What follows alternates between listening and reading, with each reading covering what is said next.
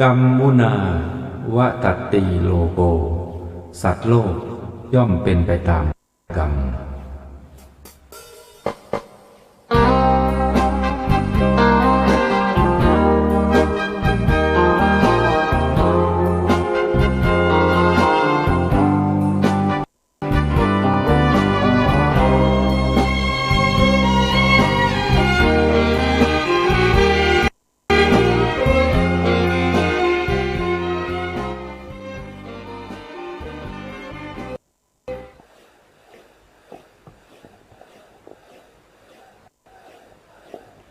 พุทธัง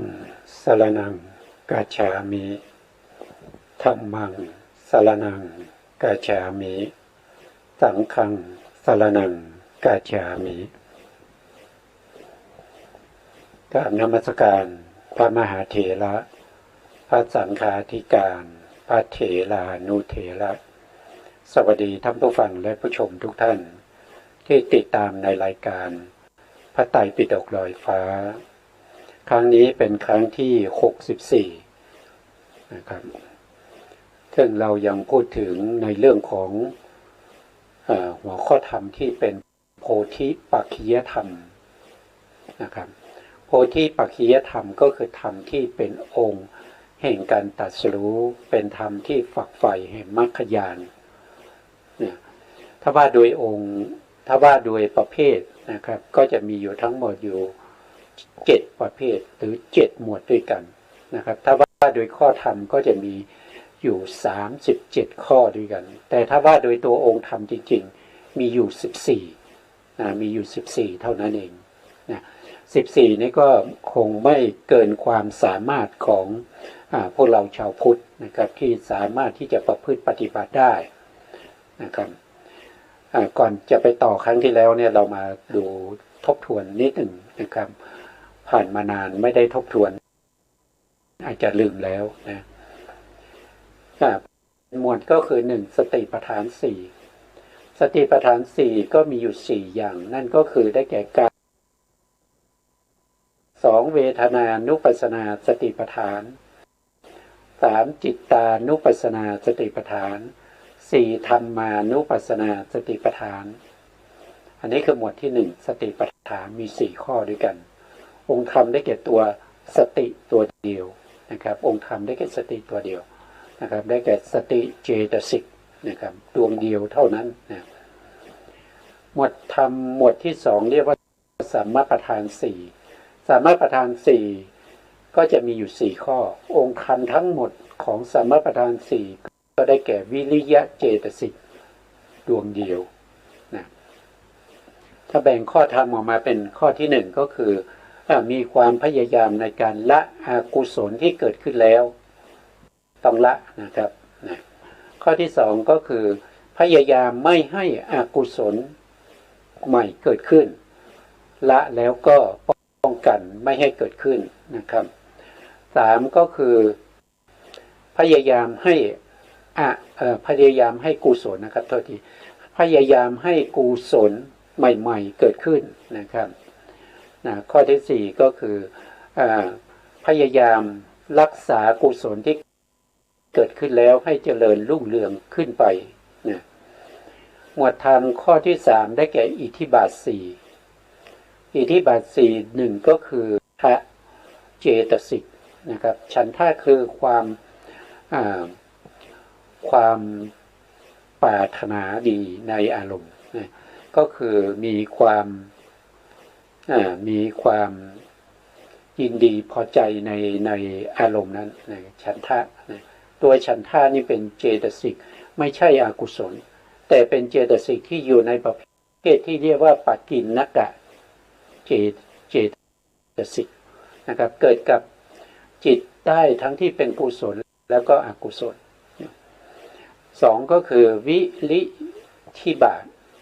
วิริยิธิบาทนะครับก็คือได้แก่ตัววิริยะเจตสิกนะอันนี้ก็เป็นปกิณกะเจตสิกดวงหนึ่งเกิดได้ทั้งที่เป็นกุศลแล้วก็อกุศล3ก็คือจิตติธิบาทจิตติธิบาทเนี่ย บางท่านอาจจะเข้าใจว่าได้แก่จิตทั้งหมดจริงๆไม่ใช่นะครับจิตเฉพาะบางดวงเท่านั้นนะครับดูจากไหนก็ดูจากเหตุที่ประกอบกับจิตนั้นถ้าจิตนั้นมีเหตุประกอบตั้งแต่2เหตุขึ้นไปแล้วก็ทำหน้าที่ชวนะก็เป็นจิตติที่บาทได้ถ้าเหตุนั้นมีเหตุเดียวแล้วก็หรือว่าไม่ได้ทำหน้าที่ชวนะถึงจะมี3เหตุแต่ไม่ทำหน้าที่ชวนะก็ไม่ใช่จิตติที่บาทนะได้แก่ตัวจิตนะครับได้แต่ตัวจิตนะข้อที่4วีมังสิทธิบาทวีมังสิทธิบาทก็คือได้แก่ตัวปัญญานะครับปัญญาเจตสิกนะที่เข้าถึงความเป็นอธิบดีนะปัญญาก็จะประกอบกับจิตที่เป็นติเหตุกะต่อไปหมวดธรรมหมวดที่4ก็เป็นอินทรีย์อินทรีย์มี5นะครับก็มีสัตทินทรีย์ก็คือศรัทธาเจตสิก2วิริยินทรีย์คือวิริยะเจตสิก3สัตตินทรีย์คือสตินะ5สมาธินทรีย์ก็คือสมาธิเท่าที่4นะครับ5คือปัญญานะปัญอินทรีย์ก็คือได้แก่ตัวปัญญานะหมวดธรรมข้อที่5นะครับหรือหมวดที่5ก็คือพละ5พละ5กับอินทรีย์5ก็จะเหมือนกันนะครับข้อที่1ก็คือศรัทธาพละข้อที่2ก็คือวิริยะพละข้อที่3ก็คือสติพละข้อที่4ก็คือสมาธิพละข้อที่5ก็คือปัญญาพละต่อไปในโพชฌงค์7โพชฌงค์มีอยู่7ข้อด้วยกัน1คือสติ3โพชฌงค์ได้แก่ตัวสตินี้ประกอบอยู่ในถ้าเราพูดถึงองค์แห่งการตรัสรู้ก็ต้องประกอบอยู่ในโลกุตระจิตนะครับประกอบอยู่ในโลกุตระจิตแต่เป็นเบื้องบาทให้ได้โลกุตระจิตนั่นก็คือมหากุศลญาณสัมปยุตนะครับก็สามารถที่จะเป็นสติสัมโพชฌงค์ได้นะครับคือใกล้ๆคือวิปัสสนาชั้นสูงวิปัสสนาเบื้องบนนะครับที่เราเรียกว่าวุฒานะวิปัสสนานะครับวุฒานะวิปัสสนานะครับก็คือวิปัสสนาชั้นสูงก็สามารถจะเป็นสติสัมโพชฌงค์ได้นะข้อที่2ก็ได้แก่ธรรมวิจยะสัมโพชฌงค์อันนี้ได้แก่ตัวปัญญานะครับปัญญาในการวิจัยข้อธรรมต่างๆนะข้อที่3ก็คือวิริยะสัมโพชฌงค์วิริยะสัมโพชฌงค์นะข้อที่4ก็คือปีติสัมโพชฌงค์นะปีติสัมโพชฌงค์ข้อที่5ได้แก่ปัสสัทธิสัมโพชฌงค์ข้อที่6ได้แก่สมาธิสัมโพชฌงค์ข้อที่7อุเบกขาสัมโพชฌงค์อุเบกขาตรงนี้ไม่ใช่เวทนานะครับตรงนี้ไม่ตรงนี้เป็นเวทนาครับตรงนี้ปัสสัทธินี่ไม่ใช่ปัสสัทธินี่ความสงบนะความสงบนะปัสสัทธิมี2อย่างมีทั้งกายปัสสัทธิแล้วก็จิตตปัสสัทธินะครับต่อไปในข้อที่7หรือหมวดที่7เรียกว่ามรรคขังคะหรือมรรคนะมรรคมีองค์8นั่นเองก็ประกอบอยู่ในมรรคจิตนะครับหรือจะประกอบอยู่ในมหากุศลก็ได้ที่มีที่เจริญวิปัสสนามีอนิจจังทุกขังอนัตตาเป็นอารมณ์เข้าถึงวุฒานะคามินีนะครับวุฒานะคามินีคือวิปัสสนาเบื้องบนเบื้องสูงนะครับก็จะมีถ้าว่าโดยตรงก็ต้องอยู่ในมรรคจิตนะครับ1คือสัมมาทิฏฐิ2คือสัมมาสังกัปปะ3คือสัมมาวาจา4คือสัมมาสังกัปปะ5คือสัมมาอาชีวะ6คือสัมมาวายามะ7คือสัมมาสตินะสัมมาสติ8ก็คือสัมมาสมาธิรวมทั้งหมดแล้วถ้าว่าโดยองค์ธรรมนับแล้วไม่นับอีกก็จะได้อยู่14นะครับรวมแล้วจะเป็น14แต่อันนี้ก็เป็นเรื่องของโพธิปัจขิยธรรม37ประการด้วยกันอันนี้เป็นธรรมหมวดที่1ที่เราต้องศึกษาสำหรับผู้ที่ปรารถนาความเจริญในเรื่องของวิปัสสนาธรรมพวกนี้นี่คือ สิ่งที่จำเป็นต้องรู้นะครับต่อไปอันที่สองที่ต้องรู้นั่นก็คือวิปัสสนาภูมินะวิปัสสนาภูมิก็จะมีอยู่6นะก็จะมีหนึ่งก็คือวิปัสสนาภูมิก็คืออารมณ์ของวิปัสสนานะครับมีอยู่6อย่างด้วยกันก็คือได้แก่ขันธ์5นะครับว่าโดยกองแห่งขันธ์5ก็จะมีรูปขันธ์เวทนาขันธ์สัญญาขันธ์สังขารขันธ์แล้วก็วิญญาณขันธ์นะหรือว่าขยายออกไปก็จะได้อายตนะ12นะอายตนะก็เป็นเครื่องต่อบ่อเกิดที่ประชุมนะก็ขยายจากขันธ์5นี้ไปนะถ้าผู้ที่อาจจะต้องการขยายมากขึ้นก็ขยายไปเป็นธาตุ18นะก็มาจากไหนก็มาจากขันธ์5นั่นแหละนะครับก็เป็นธาตุ18ธาตุหมายถึงสิ่งที่ทรงไว้ซึ่งสภาวะของตนนะครับต้องทรงไว้ในสภาวะของตัวเองนะในสภาพของตัวเอง4คืออินทรีย์22อินทรีย์22ก็มาจากขันธ์5นั่นเองนะครับก็ขยายออกมา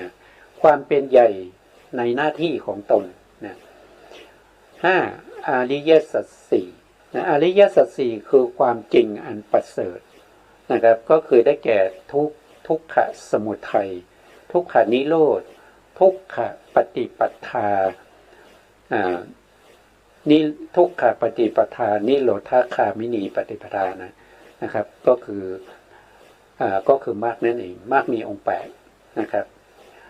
ก็คือขยายมาจากขันธ์5หมดนะครับปฏิจจสมุปบาทนะครับข้อที่6ก็คือปฏิจจสมุปบาทนะพระพุทธองค์ก็หลังจากตรัสรู้แล้วก็พระพุทธองค์ก็พิจารณาในเรื่องของปฏิจจสมุปบาททั้งปฏิโลมแล้วก็อนุโลมนะครับมีทั้งที่เป็นองค์12องค์18แล้วก็28นะครับก็คือหมุนเนื่องต่อกันไปไม่มีที่สิ้นสุดนะครับก็คือเวียนว่ายตายเกิดนั่นเองนะครับอันนี้ก็เป็นอารมณ์ของวิปัสสนานะแล้วก็อีกหมวดหนึ่งที่เราจะต้องรู้นั่นก็คือได้แก่1คือวิสุทธิ7อันนี้เรียกว่าเป็นวิปัสสนาธรรม6นะครับก็จะมีวิสุทธิ7นะครับก็จะมี1ก็คือศีลวิสุทธินะครับจิตตวิสุทธิทิฏฐิวิสุทธิกังขาวิตรณวิสุทธินะครับเป็นต้นเหล่านี้นะ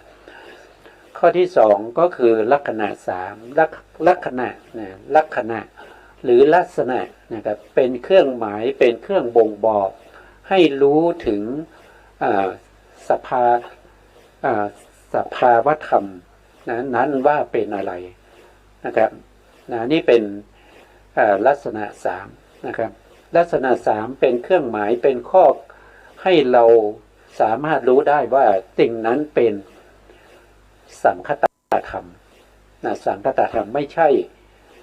สังคตธรรมเพราะมีลักษณะ3ลักษณะ3นั่นก็คือได้แก่อนิจจลักษณะอนิจจลักษณะทุกขลักษณะอนัตตาลักษณะนะครับก็จะมีอยู่3อย่างเป็นเครื่องหมายสามัญลักษณะของสังขารธรรมทั้งหลายนั่นก็คือได้แก่เป็นลักษณะของขันธ์5นั่นเองขันธ์5นะขันธ์5เป็นสังขารธรรมนะครับถูกปรุงแต่งด้วยปัจจัย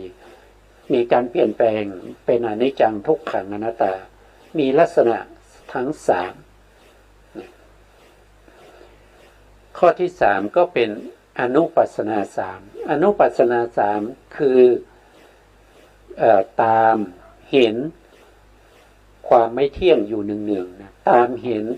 ลักษณะทั้ง3อยู่เนืองๆอะไรเป็นตัวตามเห็นนั่นก็คือได้แก่ตัวปัญญาที่ติดตามดูสภาวธรรมที่มีความเป็นอนิจจังทุกขังอนัตตาต่อเนื่องกันนานๆนะครับก็มี3ก็คือ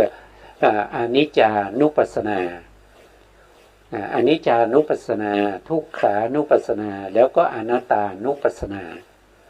อันนี้คือข้อที่3เดี๋ยวเราคงจะได้พูดกันในข้อที่3นะครับต่อไปในข้อที่4 วิปัสสนาญาณสิบนะวิปัสสนาญาณสิบวิปัสสนาญาณหมายถึงญาณที่มีอนิจจังทุกขังอนัตตาเป็นอารมณ์มีอยู่10นะครับแต่ถ้าเราว่าโดยวิปัสสนาโดยทั้งหมดก็จะมีอยู่16นะ16เนี่ยที่ไม่มีลักษณะ3เป็นอารมณ์มีอยู่6อย่างนะครับมีอยู่6อย่างเพราะฉะนั้น6อย่างนั้นเราไม่ได้จัดว่าเป็นวิปัสสนาญาณแต่สงเคราะห์เข้าได้ในโสรัสญาณ16นะมีอยู่10นะครับเริ่มเห็นอนิจจังทุกขังอนัตตาที่ญาณที่3สัมมัสสนญาณนะครับมีสัมมัสสนญาณนะครับแล้วก็มีอุทยพยญาณพังคญาณพยญาณ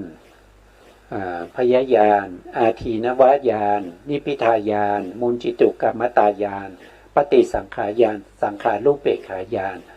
แล้วก็อนุโลมญาณทั้งหมดก็จะมีอยู่10อย่างนะอันนี้เป็นว่าโดยอารมณ์นะอารมณ์เขามีพระไตรลักษณ์เป็นอารมณ์นะครับที่ไม่มีพระไตรลักษณ์เป็นอารมณ์ก็จะมีอยู่6อย่างนะครับ6อย่างนั้นก็คือได้แก่หนึ่งก็คือนามรูปปริเฉทญาณอันนี้ไม่มีพระไตรลักษณ์เป็นอารมณ์มีรูปนามเป็นอารมณ์นะครับ2ก็คือได้แก่ปัจจยปาริฆหายานญาณที่2นะครับอันนี้มีเหตุแล้วก็ผลของรูปนามเป็นอารมณ์นะครับแล้วก็ข้ามไปโคตภูญาณนะโคตภูญาณนี้มีพระนิพพานเป็นอารมณ์นะแล้วก็มรรคญาณมรรคญาณก็มีนิพพานเป็นอารมณ์ผลญาณก็มีนิพพานเป็นอารมณ์แล้วก็ปัจเจเวคขณาญาณปัจเจเวคขณาญาณก็จะมีอารมณ์อยู่5อย่างนะครับก็จะมีกิเลสที่ละได้กิเลสที่เหลือมรรคผลแล้วก็นิพพานเป็นอารมณ์ของปัจเจเวคขณะญาณอันนั้นเป็นญาณที่16นะครับต่อไปวิปัสสนาธรรมข้อที่5ได้แก่วิโมกข์นะครับวิโมกข์ก็คือ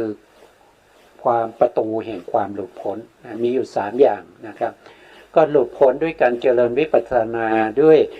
อนิจจานุปัสสนาหลุดพ้นด้วยการเจริญทุกขานุปัสสนาหลุดพ้นด้วยการเจริญอนัตตานุปัสสนานะครับแล้วก็วิโมกขมุขนะวิโมกขมุขก็ประตูหลุดพ้นวิโมกนี่แปลว่าหลุดพ้นนะแต่วิโมกขมุขนี่แปลว่าวิโมกแปลว่าหลุดพ้นขมุขแปลว่าประตูนะครับก็คือประตูแห่งการหลุดพ้นอันนี้ก็จะมีนิมิตาวิโมกนะครับแล้วก็อัปปานิหิตาวิโมกแล้วก็มีสุญญตาวิโมกนะครับทั้งหมดนี้ก็เป็นเรื่องที่เกี่ยวข้องกันนะครับในเรื่องของผู้หรือผู้ที่ปรารถนาจะหลุดพ้นนะครับจะต้องรู้ธรรมเหล่านี้เพราะธรรมเหล่านี้เกี่ยวข้องกันนะครับผู้ที่ฟังธรรมแล้วก็ให้สบายใจนะครับสบายใจก็พอก็ไม่จำเป็นต้องรู้เหล่านี้นะครับฟังธรรมธรรมะประยุกต์แล้วก็สบายใจก็แค่นั้นนะแต่ถ้าต้องการหลุดพ้นจริงๆจะต้องรู้ธรรมเหล่านี้ให้ยังไงให้ประจักษ์แจ้งในใจให้เกิดขึ้นในใจของเรานะครับว่าขณะนี้เรามีอะไรเป็นอารมณ์อารมณ์นั้นเราเรียกว่าอะไรนะครับแล้วก็อยู่ในวิปัสสนาญาณที่ไหนหรือเป็นวิสุทธิอะไรหรือว่าเป็นลักษณะอะไรเป็นอนุปัสสนาไหนวิปัสสนาข้อใดวิโมกข์ไหนวิโมกขมุขใดนะครับเราต้องรู้เพราะว่าอะไรก็เพราะว่าศาสนาพุทธของเราเป็นศาสนาแห่งปัญญานะครับถ้าไม่รู้นั่นก็ไม่ใช่ปัญญาก็ไม่ใช่พระพุทธศาสนานะครับเพราะพุทธศาสนาเป็นศาสนาปัญญาเพราะฉะนั้นต้องรู้นะต้องรู้หวังหลุดพ้นก็ต้องรู้นะครับเพราะว่าการรู้เหล่านี้ก็ต้องสมควรแก่การหลุดพ้นนะครับไม่รู้แล้วหลุดพ้นเนี่ยมันไม่ใช่นะครับมันไม่สมควรแก่ธรรมที่พระพุทธองค์ทรงบำเพ็ญบารมีมาตั้ง4 อสงไขยแสนมหากัป นะครับอยู่ๆก็ตรัสรู้เองโดยไม่รู้อะไรเลยอย่างเงี้ยไม่ใช่นะครับไม่ใช่ผู้ที่ตรัสรู้เขาจะต้องรู้นะครับเขารู้นะแม้กระทั่งเป็นปัจเจกบุคคลเขาก็รู้นะเขารู้แต่เขาไม่สามารถที่จะบัญญัติคำมาพูดมาแนะนำมาสั่งสอนคนอื่นได้แต่ยุคสมัยที่มีพระพุทธศาสนานะครับคำสอนของพระพุทธองค์ยังมีอยู่ผู้ที่ปฏิบัติหลุดพ้นในสมัยของพระพุทธเจ้าองค์ใดองค์หนึ่งผู้นั้นจะต้องรู้นะครับต้องรู้ไม่รู้ว่าเป็นธรรมของใครนะไม่ใช่ของพระพุทธเจ้านะครับต่อไปเราก็ไปต่อครั้งที่แล้วนะครับครั้งที่แล้วเราพูดถึงเรื่องของลักษณะ3นะครับตรงนี้เราพูดไปแล้วนะครับตรงนี้นะครับเคยพูดไปแล้วแล้วก็ครั้งที่แล้วก็พูดไปอีกครั้งก็เป็น2 ครั้งแล้วนะแล้วนั้นเราผ่านไปเลยนะทีนี้เรามาดูในเรื่องของอนุปัสสนานะอนุปัสสนาก็คืออะไรอนุปัสสนาหมายถึงการรู้เห็นเนืองๆเนี่ยรู้เห็นเนืองๆเมื่อแยกบทนะครับแยกอนุปัสสนานี้ออกมาแยกบทออกมาก็ได้2 บทก็คือได้แก่อนุแล้วก็บวกกับปัสสนานะอนุก็คือเนืองๆอนุคือเนืองๆปัสสนาก็คือการเห็นนะการรู้เห็นหรือการเห็นนั่นเองนะเมื่อรวมบทแล้วก็จะได้เป็นอนุปัสสนาการรู้เห็นหนึ่งนะรู้เห็นหนึ่งอะไรเป็นตัวรู้นะครับก็คือปัญญานั่นเองนะครับตรงนี้ท่านมีดังนั้นคำว่าอนุปัสสนาก็คือได้แก่ตัวปัญญาเจตสิกคือนะครับวิปัสสนาญาณที่มีการพิจารณาเห็นเตภูมิกะสังขารธรรม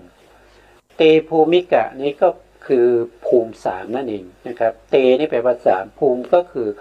ภพภูมินั่นเองนะครับปรุงแต่งเป็นธรรมที่ถูกปรุงแต่งด้วยปัจจัย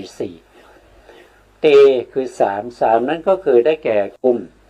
รูปภูมิก็มีอยู่3ภูมิ3ภูมิ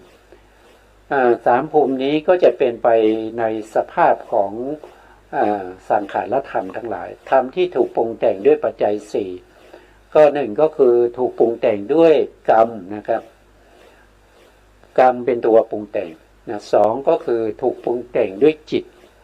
ก็เป็นจิตนะก็เป็นจิตตชรูปอย่างนี้ก็มีนะจิตตชรูปนะครับแล้วก็3ก็คืออาหารและรูปอันนี้ก็ต้องมีอาหารเป็นตัวอุดหนุนถ้าไม่มีอาหารรูปนั้นก็ตั้งอยู่ไม่ได้นะครับ4ก็คืออุตุนะอุตุชรูปอุตุละรูปนะก็ถูกปรุงแต่งด้วยอุตุก็คือสภาพความเป็นไปของสภาวธรรมทั้งหลายที่ไม่มีนามธรรมที่ไม่มีนามธรรมหรือมีนามธรรมที่อยู่ในตัวเราของเราเนี่ยก็จะเป็นประเภทที่เรียกว่าเป็นอุตุกรรมปัจจยะอุตุอย่างนี้นะครับแล้วก็จิตตปัจจยะอุตุอาหารละปัจจยะอุตุอุตุปัจจยะอุตุอะไรพวกนี้นะครับก็จะถูกปรุงแต่งด้วยปัจจัย4นะก็จะเรียกว่าเป็นสังคตธรรม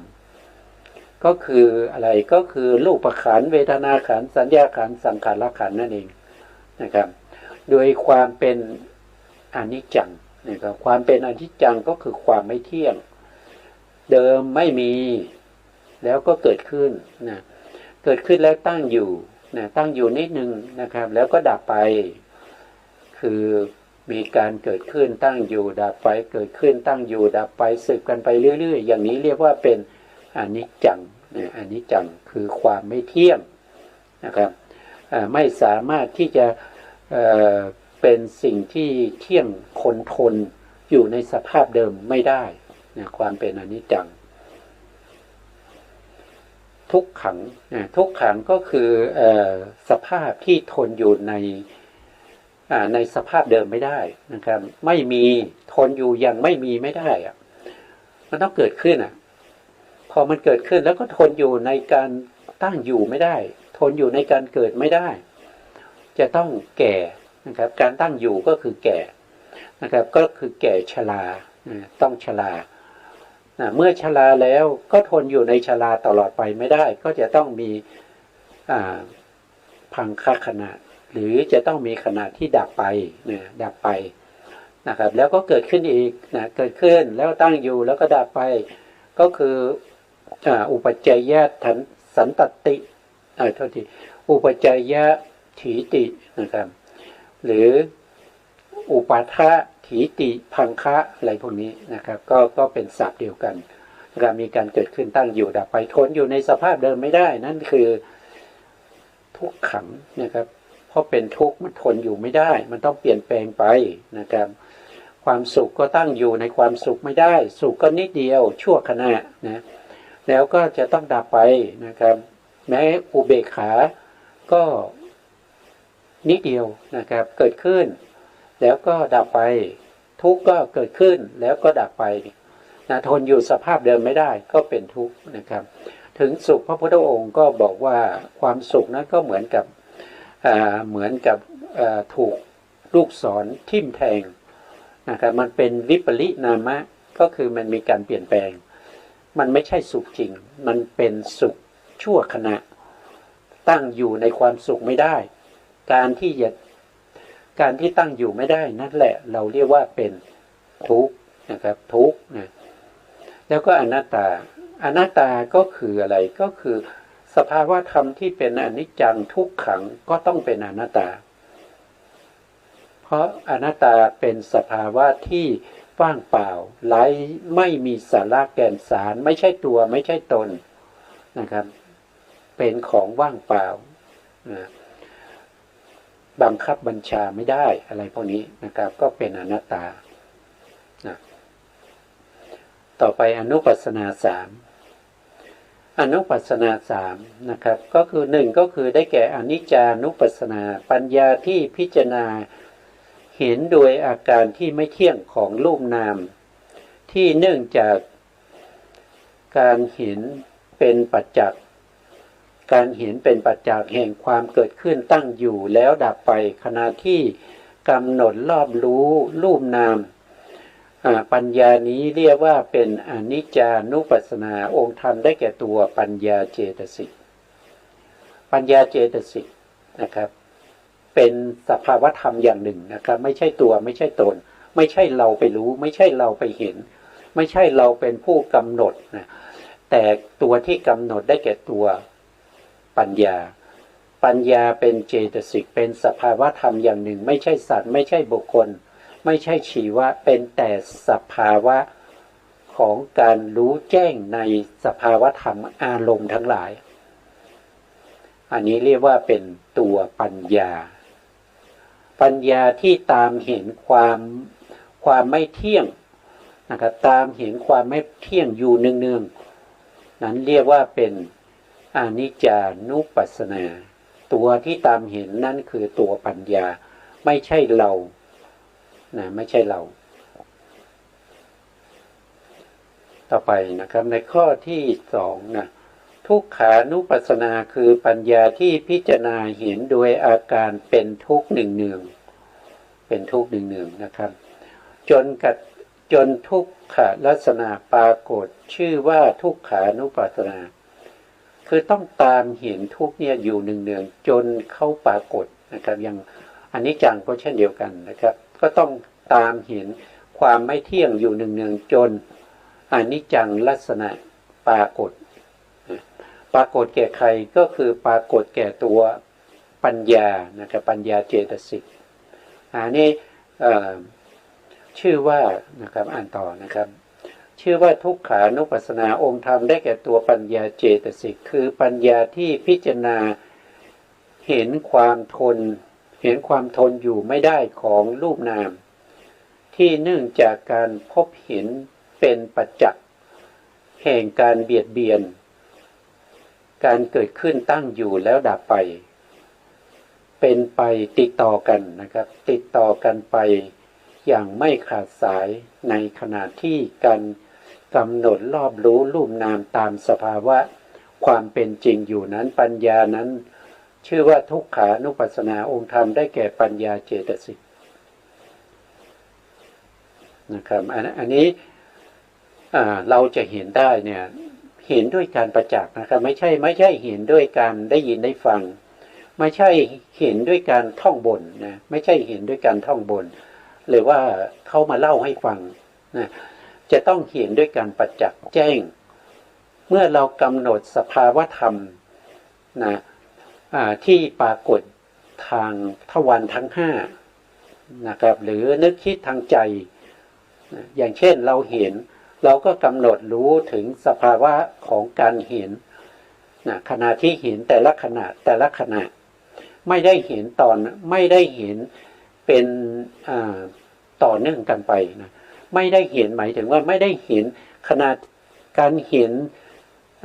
สีในขณะที่หนึ่งกับขณะที่สองเนี่ยไม่ได้ต่อกันไม่ได้ต่อกันนะเมื่อเห็นขณะที่หนึ่งที่เห็นนั้นในวิถีที่เป็นจักขุทวารวิถีนะครับที่เราศึกษาทวารมาศึกษาวิถีมานะครับเมื่อเกิดขึ้นแล้วเขาตั้งอยู่แค่17ขณะแล้วเขาก็ดับไปเมื่อดับไปแล้วก็ลงสู่ภวังคจิตนะนั่นดับไปนั่นแสดงว่าเราเห็นแค่ช่วงหนึ่งเท่านั้นเองเป็นขณะหนึ่งแล้วก็ในรอบที่สองเราก็จะเห็นอีกเห็นเป็นครั้งที่สองครั้งที่หนึ่งกับครั้งที่สองเนี่ยไม่ปะปนกันนะไม่ติดต่อเนื่องกันนะก็จะเห็นเป็นขณะไปอย่างนี้เมื่อเราเห็นเป็นขณะไปอย่างนี้เนี่ยเมื่อสมาธิของเราเข้าถึงสมาธิที่มีกำลังหรือเข้าถึงอุปจารสมาธิการเห็นอย่างนี้ก็จะปรากฏชัดเจนแก่จิตตสันดานของเราโดยมีตัวปัญญานี้เป็นผู้ที่เห็นสีหรือรูปารมณ์นั้นเป็นช่วงไม่ต่อเนื่องกันไม่ปะปนกัน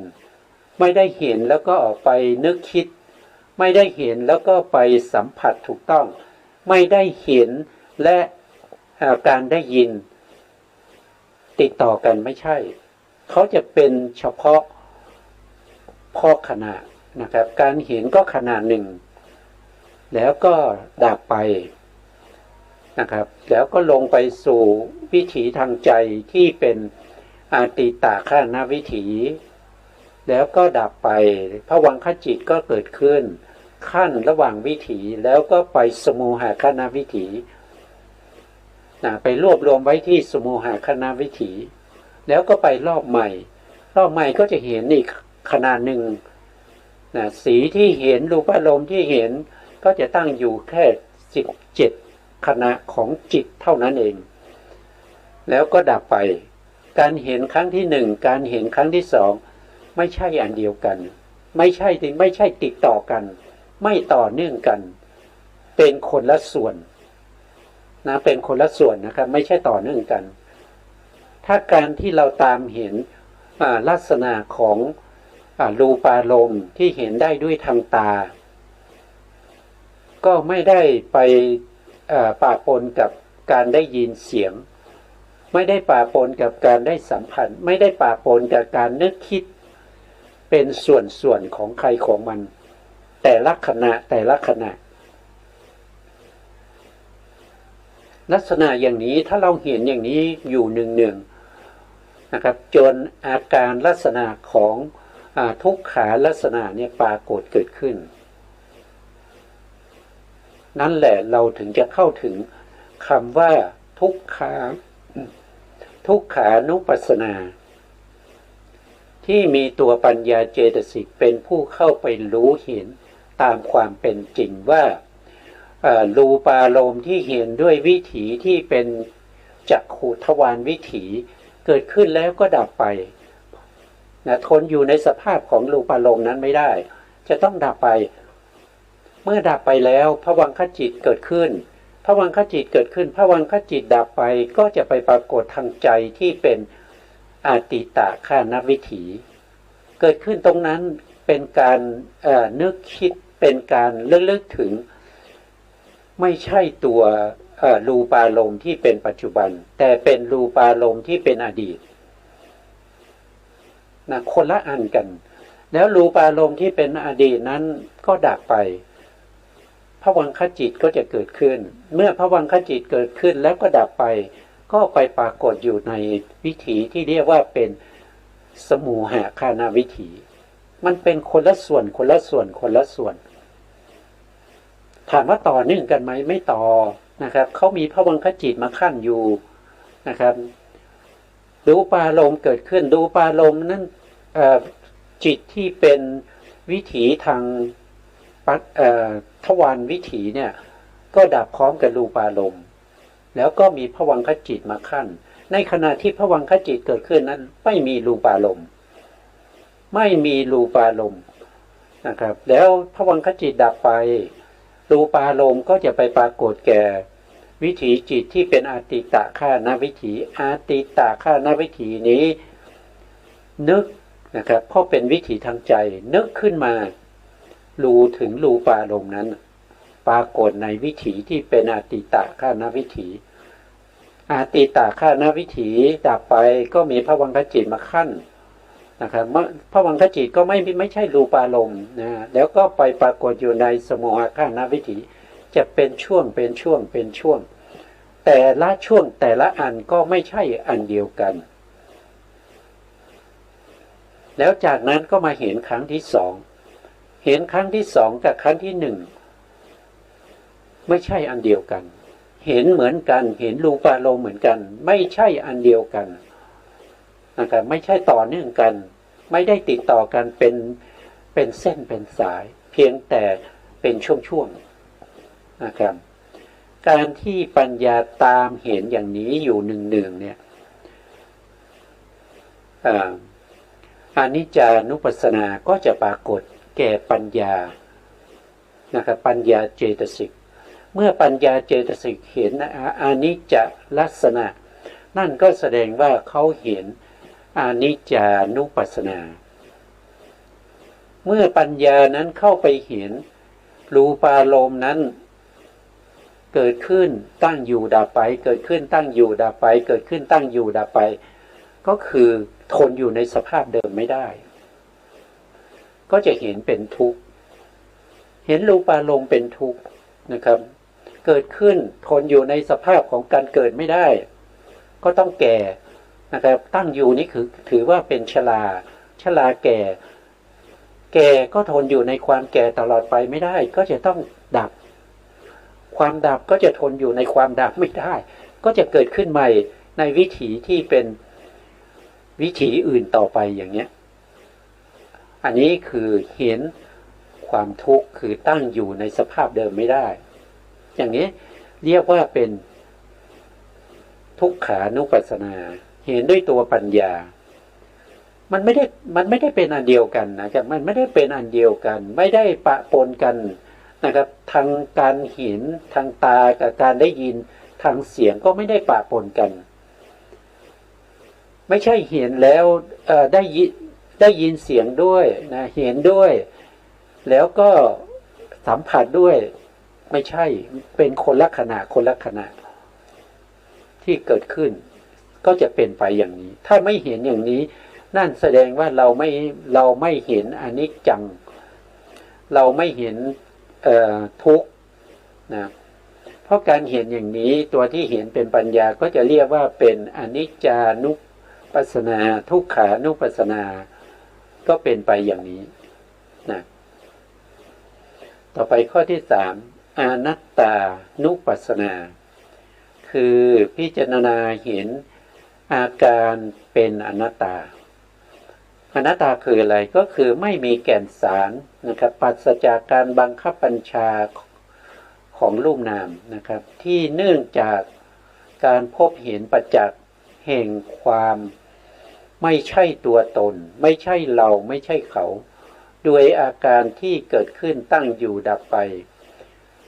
ติดต่อกันอยู่อย่างนี้ไม่ขาดสายตรงนี้ต้องติดต่อกันตรงนี้คือตัวปัญญาเนี่ยเขาจะเห็นอย่างนี้ติดต่อกันใช่ไหมครับอันนี้ดับไปแล้วก็อันใหม่เกิดนะเขาเห็นอย่างนี้ไม่ใช่เห็นเป็นอันเดียวกันไม่ใช่นะครับเกิดขึ้นมาแล้วติดต่อกันเป็นอันเดียวกันไม่ใช่นะคือเห็นเป็นของใครของมันนะเห็นเป็นช่วงๆนะครับเห็นเป็นช่วง คืออารมณ์ตัวที่เห็นนั้นคือตัวจิตนะอารมณ์นั้นเป็นสภาวะภายนอกแต่ตัวเห็นนั้นเป็นสภาวะภายในก็คือจิตที่อยู่ในตัวเรานะครับจิตที่อยู่ในตัวเรานี้เราก็จะเรียกว่าเป็นอารามณิกะจิตภายในนะครับอารมณ์ก็เป็นภายนอกนะครับภายนอกสีสันวันหน้าที่อยู่ภายนอกที่มากระทบกับตานะครับตากระทบกับจักขุประสาททำให้เกิดเป็นจักขุวิญญาณแล้วก็รู้รูปารมณ์นั้นก็ตั้งอยู่แค่จิต17ดวงเท่านั้นแล้วก็ดับไปนะก็ต้องเห็นตามความเป็นจริงแต่ทุกวันนี้เราไม่เห็นตามความเป็นจริงก็เพราะว่าเขาเกิดดับเร็วมากเพราะฉะนั้นการเกิดดับของจิตที่เร็วมากเนี่ยเราก็เอาไปปนกันหมดนะครับในขณะที่เราเห็นแล้วก็ได้ยินด้วยก็มาปนกันแล้วก็นึกคิดไปด้วยพร้อมกับสัมผัสถูกต้องไปด้วยแล้วก็บางครั้งก็ได้กลิ่นด้วยได้รสด้วยปะปนกันไปเราจึงมองไม่เห็นความเป็นอนิจจังเรามองไม่เห็นความเป็นอนิจจังแต่ถ้าเราพยายามที่จะทำให้การเห็นของเราเนี่ยเป็นไปตามความเป็นจริงเราก็จะต้องใส่ใจจงใจพยายามที่จะกำหนดลักษณะของสภาวธรรมเหล่านี้ว่าสภาวธรรมเหล่านี้เป็นสภาวธรรมที่เกิดขึ้นตั้งอยู่ดับไปนะครับไม่ได้เป็นอะไรเป็นเส้นเดียวกันไม่ได้ปะปนกันนะก็จะเป็นอย่างนี้นะอนัตตานี้ก็คือหมายถึงว่าไม่ใช่ตัวไม่ใช่ตนนะครับปราศจากการบังคับบัญชาให้เป็นไปตามที่เราต้องการได้ไม่สามารถที่จะให้เขาเป็นไปตามความปรารถนาของเราได้นะครับเกิดขึ้นตั้งอยู่แล้วก็ดับไปติดต่อกันอย่างนี้ไม่ขาดสายในขณะที่กำลังกำหนดรู้รูปนามตามสภาวะความเป็นจริงอยู่ปัญญานี้ชื่อว่าอนัตตานุปัสสนานะครับตามเห็นสภาวะตามความเป็นจริงนะที่ต่อเนื่องกันไปเนี่ยนะครับเรียกว่าเป็นอนัตตานุปัสสนาองค์ธรรมก็คือได้แก่ตัวปัญญาเจตสิกนะก็คือหมายถึงว่าการที่เราจะต้องตามรู้ตามเห็นสภาวธรรมของรูปนามตามลักษณะนะตามลักษณะแล้วก็ตามลดนะครับเรื่องกิจลดของเขาเกิดขึ้นมาเขาทำอะไรเขาทำกิจอะไรเวลาเขาเกิดขึ้นมาเขามีลักษณะอย่างไรเครื่องหมายอย่างไรที่ทำให้เรารู้ได้ว่าสิ่งนี้เป็นรูปารมณ์แล้วรูปารมณ์เกิดขึ้นเขาทำอะไรเขาทำกิจอะไรนะครับหรือว่าสัทธารมณ์คือเสียงเมื่อเกิดขึ้นเขามีลักษณะอย่างไรลักษณะของเขาก็คือการทบกับโสตประสาทใช่ไหมเวลาเกิดขึ้นเนี่ยเขามีกิจยังไงเขามีกิจก็คือเป็นอารมณ์ให้แก่โสตวิญญาณเนี่ยเราก็ตามดูอย่างเนี้ยตามดูเฉพาะลักษณะแล้วก็กิจลักษณะกิจนะครับของรูปารมณ์สัทธารมณ์คันธารมณ์รัสสารมณ์โพธพารมณ์แล้วก็ธรรมารมณ์อารมณ์เหล่านี้อารมณ์ไหนที่ปรากฏชัดแก่เราในขณะนั้นเราก็ดูเฉพาะอารมณ์นั้นเวลาดูเราก็ดู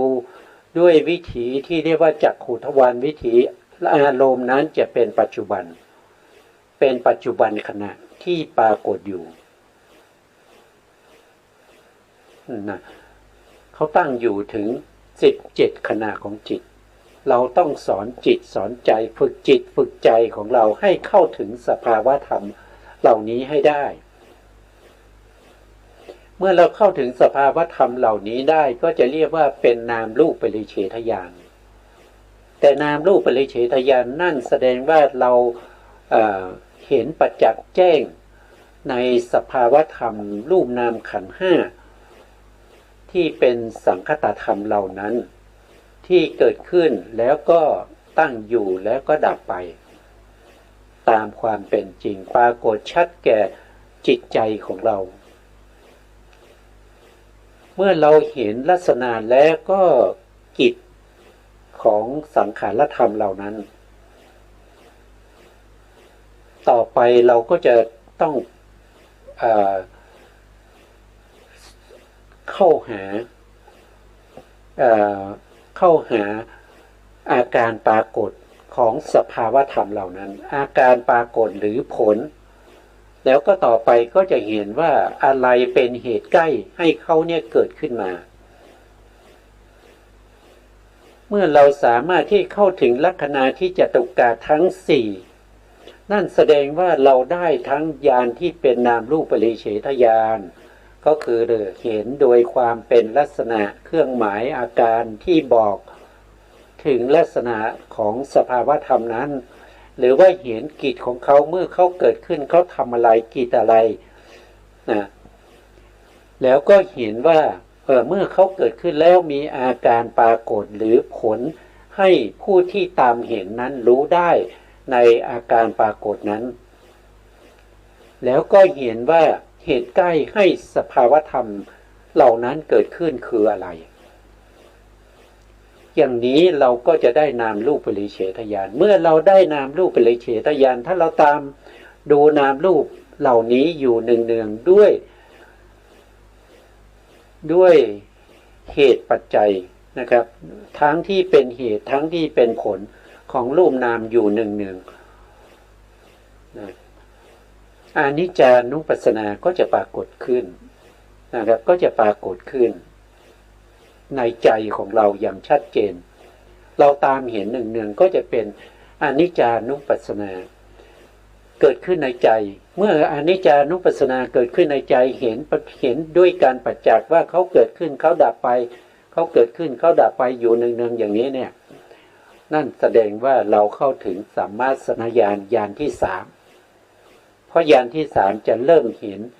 อนิจจังทุกขังอนัตตานะครับผู้ที่จะได้อย่างนี้จะต้องเป็นผู้ที่มีความเพียรมีสัมปชัญญะมีสติกำจัดอภิชฌาและโทมนัสให้สิ้นซากก่อนนะครับด้วยการที่ตามเห็นสังขารธรรมโดยความเป็นลักษณะเป็นลดเป็นอาการปรากฏแล้วก็เป็นเหตุใกล้ให้เกิดต้องผ่านตรงนี้มาก่อนนะครับถึงจะเรียกว่าเราเข้าถึงวิปัสสนาญาณถ้านั้นเราก็เข้าถึงวิปัสสนาญาณไม่ได้เราสามารถที่จะรู้ได้ด้วยการศึกษาเล่าเรียนแต่การที่เราจะประจักษ์แจ้งตามสภาวะของอารมณ์นั้นเราไม่สามารถที่จะเข้าถึงได้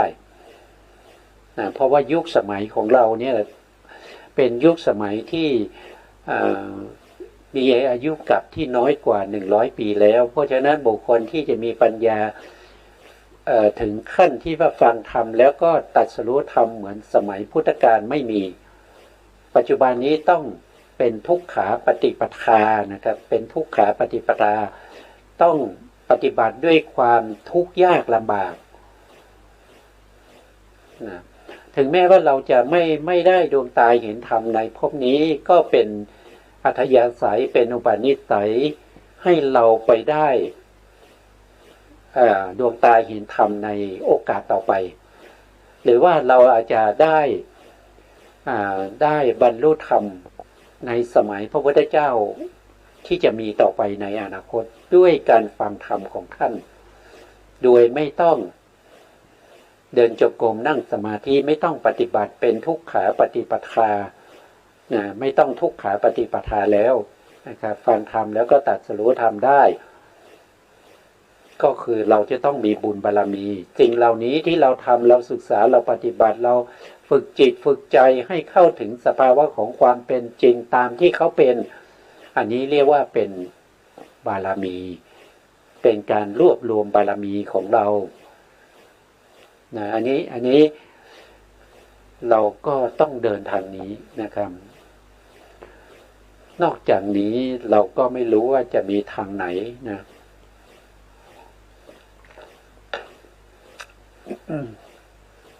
ที่ปฏิบัติง่ายๆนะครับที่ปฏิบัติง่ายๆนั้นเราก็ต้องคิดดูว่าความง่ายๆนั้นเหมาะสมกับธรรมที่เราบรรลุไหมเหมาะสมกับธรรมที่พระพุทธองค์ทรงใช้เวลาในการที่จะตรัสรู้ฝึกฝนบ่มอบรม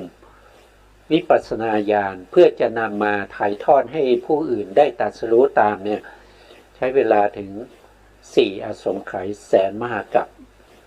ไม่ใช่ระยะเวลาที่น้อยๆนะต่อไปนะครับเราจะพูดถึงอะไรนะต่อไปเราก็มาดู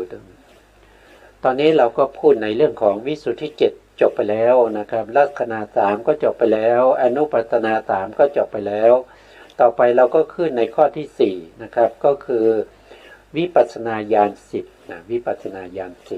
10วิปัสสนาญาณ10นะตรงนี้ท่านบอกว่าวิปัสสนาญาณ16นะวิปัสสนาญาณ16ก็คือมีเพิ่มขึ้นมานะครับ6ข้อด้วยกันนั่นก็คือข้อที่1ก็คือนามรูปปริเฉทญาณนามรูปปริเฉทญาณเป็นวิปัสสนาญาณที่ยังไม่มีพระไตรลักษณ์เป็นอารมณ์เลยไม่จัดอยู่ในวิปัสสนาญาณ10นามรูปปริเฉทญาณมีอะไรเป็นอารมณ์นามรูปปริเฉทญาณมีวิเศษลักษณะหรือสภาวธรรมนะครับหรือลักษณะของธรรมนั้นหรือว่ากิจลดหรือเป็นหน้าที่เป็นสัมปติลดเนี่ยเป็นลักษณะนะครับเป็นตัวเครื่องหมายบ่งบอกให้เรารู้ว่าอันนี้เป็นรูปอันนี้เป็นนามถ้าอันนี้เป็นรูปเนี่ยเป็นรูปประเภทไหนแยกออกไปอีกนะครับไม่ใช่รูปเป็นกองใหญ่ๆไม่ใช่เป็นรูปทั้งหมดรวมกันเป็นกลุ่มเป็นก้อนนะครับต้องแยกเข้าไปนะครับว่ากายในกายแยกกายในกายอย่างที่พระพุทธองค์ได้แสดงไว้ในสติปัฏฐานก็คือรูปทั้งหมด28อย่างเราตัวเราเดี๋ยวที่ประกอบอยู่ใช่ไหมครับมีอวัยวะ32ครบมีหัวมีแขนมีขามีหน้ามีตามีจมูกมีลิ้นมีกายนะแล้วก็มีผมขนเล็บฟันหนังนะครับเนื้อเอ็นกระดูกเยื่อในกระดูกมีม้ามมีตับมีปอดมีหัวใจมีพังผืดอะไรพวกนี้รวมกันเป็นกลุ่มขึ้นมาเป็นรูปการที่เรารู้เป็นกลุ่มเป็นรูปร่างอย่างนี้ไม่ช่วยให้เราได้ดวงตาเห็นธรรมเพราะฉะนั้นพระพุทธองค์ตรัสว่าให้พิจารณากายในกายนั่นก็คือพิจารณาในกายทั้งหมดของเรานี้ให้พิจารณาเป็นส่วนๆเช่นพิจารณาผมอย่างเงี้ยผมขนเล็บฟันหนังเนี่ยเนื้อเอ็นกระดูกเยื่อในกระดูกม้ามเนี่ยหัวใจตับพังผืดอะไรพวกนี้ก็ต้องพิจารณาอย่างนี้หรือไม่งั้นก็พิจารณาโดยความเป็นสภาวะของความเป็นธาตุนะครับธาตุก็คือความทรงไว้อย่างเช่นเราพิจารณาธาตุดินอย่างเงี้ยเขาทรงไว้ซึ่งความแข็งนี่ก็สัมผัสได้ด้วยกายสัมผัสตัวที่สัมผัสกับกายประสาทของเราก็คือโพธพารมณ์ปฐวีโพธพารมณ์กระทบกับกายก็รู้สึกแข็งถ้ามีแข็งน้อยสภาพว่าของธาตุดินมีน้อยก็จะเป็นอ่อนอย่างเนี้ยก็คือเจาะเข้าไปในกายภายในกายอย่างนี้เป็นลักษณะเครื่องหมายของรูปขันธ์นะครับรูปขันธ์แต่ไม่ใช่เรายังมองไม่เห็นถึงความเป็นอนิจจังทุกขังอนัตตาเพราะฉะนั้นก็เป็นนามรูปปริเฉทญาณนะเราจึงไม่เรียกนามรูปปริเฉทญาณว่าวิปัสสนาญาณ10ไม่จัดเข้าในญาณ10 แต่ถ้าเป็นวิปัสสนาญาณ16เราก็จัดเข้ามาได้โดยการอนุโลมเข้ามานะครับญาณที่1กับญาณที่2นี้ไม่ได้จัดอยู่ในวิปัสสนาญาณ10นะวันนี้ดูเวลาก็จะหมดแล้วนะครับเพราะฉะนั้นเราก็จะต้องพักไว้แค่นี้ก่อนนะครับ เราจะคืนเวลาให้ทางสถานีนะครับเพราะว่าเวลาเราหมดนะครับสถานีขอกราบขอบพระคุณพระครูสมุทรวิสุวัตรวรกิจโจผู้อำนวยการสถานีวิทยุเพื่อการศึกษาพระพุทธศาสนาและวัฒนธรรม FM 104.5 เมกะเฮิรตซ์วัดฝายหินจังหวัดเชียงใหม่และขอกราบขอบพระคุณพระครูปริยัติยานุศาสตร์ขอบคุณท่านผู้ฟังและผู้ชมทุกท่านที่ติดตามในรายการพระไตรปิฎกลอยฟ้าพบกันใหม่ในโอกาสต่อไปครับวันนี้ลาไปก่อนครับสวัสดีครับ